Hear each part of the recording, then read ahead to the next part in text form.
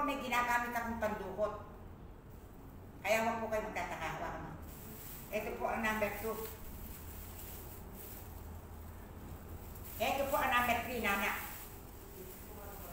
Kaya kung sakali man po kayo nagpapagamot dito, manindigan po kayo sa paniniwala. Hindi ko na po pakahabaan at maraming pong salamat sa mga nakikinig. Dahil ang aking pong paggagamot na ibinabalita sa inyo hanggang December. Kaya po ako magbe-birthday sa December 21.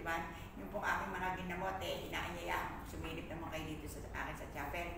Dahil hindi naman po isang beses lang ang sakit. Palakpakan. Tingnan nyo nga po itong nakuha ko sa kanyang tiyan. Magsalita na.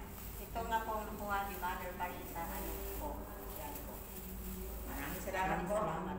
Magandang hapon. Lalo sa Panginoon. Yung pagpapala. Nagalingan. Hindi kayo luluha. Hindi kayo iiyak. Meron lang po akong ginagawa. Kaya po kung sakali huwag na po kayo nagtatanong sa konting gastos na ginagamit natin, talaga pong ginagawa ko po ang magagawa.